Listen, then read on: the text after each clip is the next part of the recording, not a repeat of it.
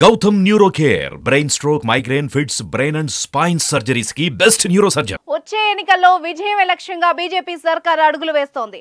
Hat trick కొట్టేందుకు Modi వ్యూహాలు సిద్ధం చేస్తున్నారు. ఈ క్రమంలో కీలక నిర్ణయాల వైపు అడుగులు పడుతున్నాయి. ఇందులో భాగంగా ప్రధానమంత్రి కిసాన్ సమ్మాన్ నిధి సాయాన్ని కేంద్రం పెంచాలని భావిస్తున్నట్టు వార్తలు వినిపిస్తున్నాయి. పీఎం కిసాన్ పథకం కింద ప్రభుత్వం ప్రతి 4 నెలలకు ఒకసారి లబ్ధిదారుల బ్యాంకు ఖాతాలకు 2000 రూపాయల్లో మొత్తం ఏడాదికి 6000 సాయం అందిస్తోంది. ఇప్పుడు దీన్ని 8000కు పెంచనున్నట్టు సమాచారం. ఈ 8000 రూపాయలను 4 వాయిదాల్లో చెల్లించాలని ప్రభుత్వం ఆలోచిస్తున్నట్టు జాతీయ వార్తాపత్రికల్లో కథనాలు కనిపిస్తున్నాయి. పీఎం కిసాన్ పథకం కింద 2024 లోక్సభ ఎన్నికలకు ముందు వాయిదాల చెల్లింపు మొత్తాన్ని పెంచాలని మోదీ సర్కార్ భావిస్తోంది. ఇక అదే జరిగితే దేశవ్యాప్తంగా ఉన్న లక్షల మంది రైతులకు అదనపు లబ్ధి చేకూరనుంది. 2019లో ప్రారంభమైన పీఎం కిసాన్ పథకానికి ప్రభుత్వం ఇప్పటి వరకు 15 వాయిదాలు ఇచ్చింది.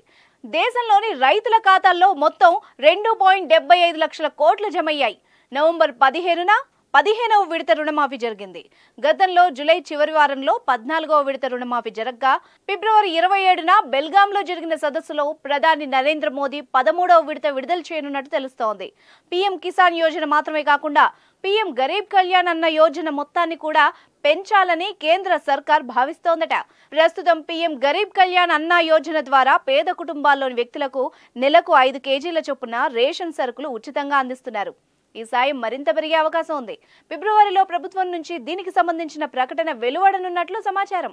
ఏదేమైనా లోక్సభ ఎన్నికలకు ముందు కేంద్ర ప్రభుత్వం నుంచి దేశ ప్రజలు ఏదో ఒక గుడ్ న్యూస్ వింటారని టాక్ వినిపిస్తోంది.